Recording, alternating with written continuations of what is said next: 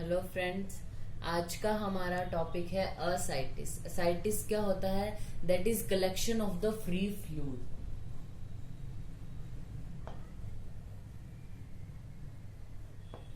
Collection of free fluid in the peritoneal cavity. जो हमारी peritoneum cavity है उसमें फ्री फ्लूइड का इकट्ठा होना असाइटिस कहलाता है। अब आते हैं इसके कॉजेज क्या है, क्या कारण है असाइटिस होने के। दो तरीके से हो सकते हैं, असाइटिस विद एनासार्का और विदाउट एनासार्का। एनासार्का क्या होता है? पूरी बॉडी की जो स्वेलिंग है, यानी असाइटिस तो होगा ही लेकिन पूरी बॉडी में पेशेंट के स्वेलिंग है। ऐसे कौन से कारण है? विदाउट एनासार्का मतलब असाइटिस हो रहा है लेकिन पूरी बॉडी में स्वेलिंग नहीं है। तो असाइटिस विद एनासार्का के जो है वो कॉजेज क्या है? जैसे लीवर डिजीज है, कंजेस्टिव हार्ट फेलियर की वजह से, नेफ्रोटिक सिंड्रोम की वजह से, या फिर पेरिकार्डियल इफ्यूजन की वजह से, hypoproteinaemia with severe anaemia. Then ascites with anasarca के एग्जांपल क्या है? Portal vein thrombosis, hepatic vein thrombosis, peritonitis या सिरोसिस ऑफ लिवर। यानी इन कॉजेज की वजह से जो है वो असाइटिस होगा विदाउट एनासार्का। ठीक है, फिर हम इसके आते हैं साइन एंड सिम्टम्स पे। तो सबसे पहले बात हम करते हैं सिम्टम्स की। तो पेशेंट आपको क्या बताएगा? डिस्निया, उसको सांस लेने में प्रॉब्लम हो रही है, dull aching pain all over the abdomen, swelling in the lower limbs, oliguria और burning sensation in the chest region. ये आपको पेशेंट बताएगा। फिर आते हैं आपको साइंस क्या देखने हैं उसमें, ये बहुत इंपॉर्टेंट है असाइटिस में। फर्स्टली तो क्या आप देखती पहचान जाओगे, एब्डोमिनल स्वेलिंग मिलेगी पेशेंट में, fullness of the flanks. Flanks वाला यानी जो हम आयुर्वेद में जैसे बोलते हैं हमारी पार्श्व संधि है, यानी पार्श्व हैं जो फ्लैंक्स, उनकी फुलनेस मिलेगी। बायपेडल पिटिंग एडिमा मिलेगा, यानी दोनों पैरों में पिटिंग एडिमा मिलेगा। ईवर्टिड अम्बलाइकस विद ट्रांसवर्स स्लिट, ये याद रखना है। ईवर्टिड अम्बलाइकस है विद ट्रांसवर्स स्लिट। जो हमारा ओवेरियन सिस्ट होता है उसमें भी अम्बलाइकस ईवर्टिड हो सकती है, पर उसमें जो है वो वर्टिकल स्लिट प्रेजेंट होता है। ठीक है, तो हमें याद रखना है एसाइटिस में जो है वो ट्रांसवर्स स्लिट होता है। फिर आता है पाल्पेशन में क्या है? हमें डलनेस मिलेगी जैसे हम पाल्पेट करेंगे। फिर इसमें इंपॉर्टेंट है परकशन। परकशन में क्या है? सबसे पहले फ्लूइड थ्रिल।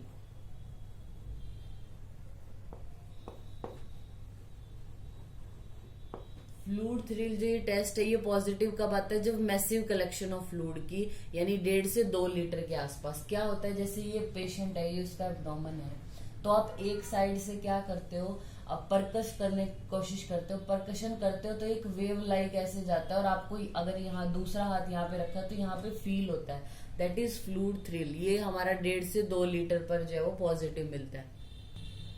फिर आता है सेकेंड हमारा shifting dullness.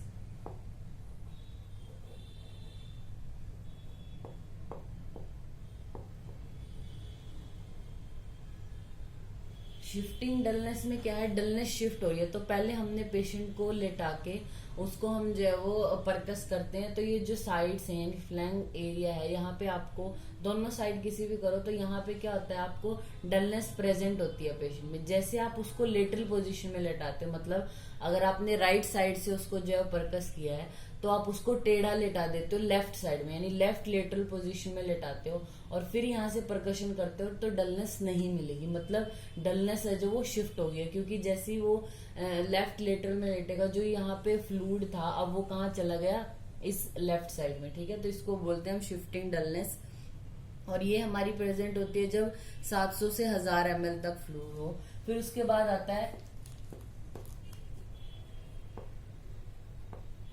Horse shoe shape dullness. Horse shoe shape dullness, जैसे हॉर्स शू है वो हमारा हम इस तरीके से बना रहे हैं, इस तरीके से। तो इसका क्या है? पेशेंट को आपने लेटाया, ये उसका अम्बलाइकस है, और अम्बलाइकस के बिल्कुल पास से परकशन करनी शुरू की। यहाँ पे क्या है? डलनेस नहीं है प्रेजेंट। जैसे जैसे आप अम्बलाइकस से दूर जाएंगे डलनेस बढ़ती जाएगी, यानी यहाँ पे रेजोनेंट फील हो रहा है, यहाँ पे डलनेस ज्यादा है, और इसी तरह इस साइड भी डलनेस ज्यादा। तो ये जो है वो ये हो गया हमारा हॉर्स शू शेप डलनेस, इसको बोलते हैं। ये जब 500 ml है फ्लूइड का कलेक्शन, तब ये साइन पॉजिटिव मिलेगा। फिर आपने ऑस्कल्टेट करना है, मतलब पेशेंट को नी चेस्ट पोजीशन में लिटाने के बाद तो जो स्टेथोस्कोप है उससे अम्बिलाइकस को ऑस्कल्टेट करना है, तो उस पे आपको पडल साइन जो है वो पॉजिटिव मिलेगा। फिर आते हैं जो एसाइटिस है, इसका डिफरेंशियली आप डायग्नोस किससे करोगे?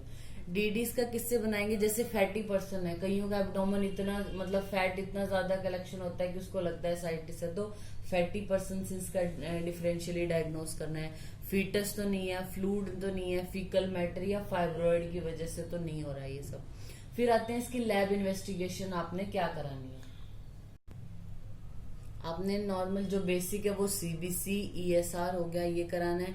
फिर यूरिन एग्जामिनेशन करनी है, जैसे इसका रीजन एक बताया था नेफ्रोटिक सिंड्रोम है या हाइपोप्रोटीनीमिया, यानी जो ब्लड है उसमें प्रोटीन कम हो गया तो यूरिन के थ्रू निकलने स्टार्ट हो जाते हैं, तो वो देखने के लिए हमें यूरिन एग्जामिनेशन करना है। स्टूल एग्जामिनेशन कर सकते हैं और लिपिड प्रोफाइल करा सकते हैं पेशेंट का, USG whole abdomen, X ray abdomen और examination of the ascitic fluid. LFT करा सकते हैं पेशेंट का, प्रोथ्रोम्बिन टाइम, ताकि मतलब जो हिस्टियोसाइट्स हैं, जो हिपेटोसाइट्स हैं वो डैमेज तो नहीं होगी ये देखने के लिए। ईसीजी करा सकते हैं कि कोई कार्डियक प्रॉब्लम की वजह से तो नहीं है। फिर अब हमें जो एसाइटिक फ्लूइड की एग्जामिनेशन किया है तो वो हमें देखना होता है कि वो ट्रांसुडेट है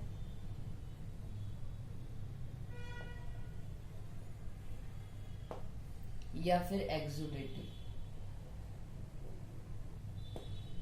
अब दोनों में डिफरेंस क्या है?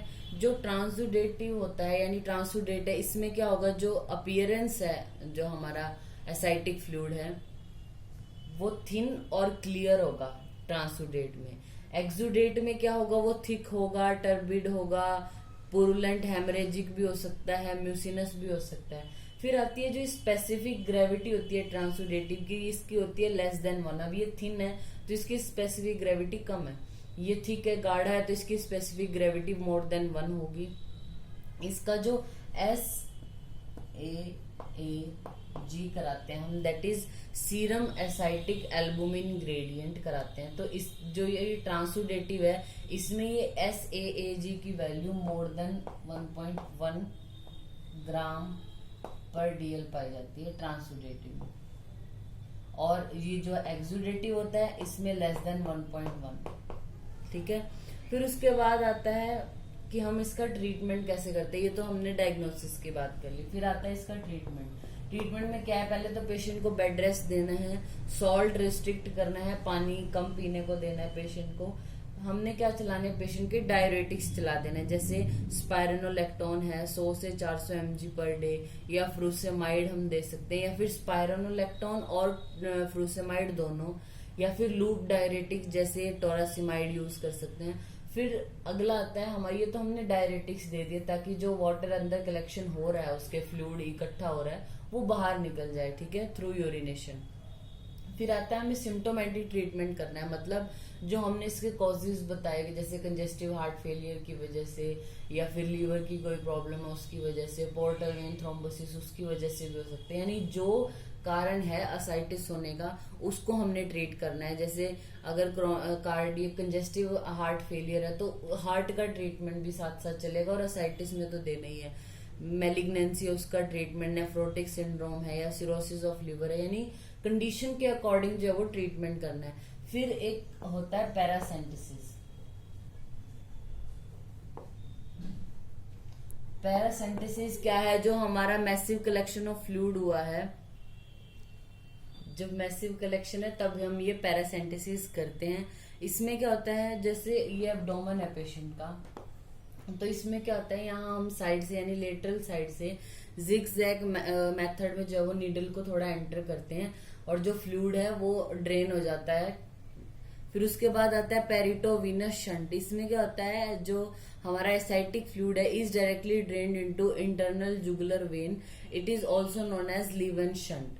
तो ये हमारा टॉपिक हो गया असाइटिस, जिसको हम मॉडर्न में जो है वो आयुर्वेद में जलोदर से कोरिलेट करते हैं। Thank you.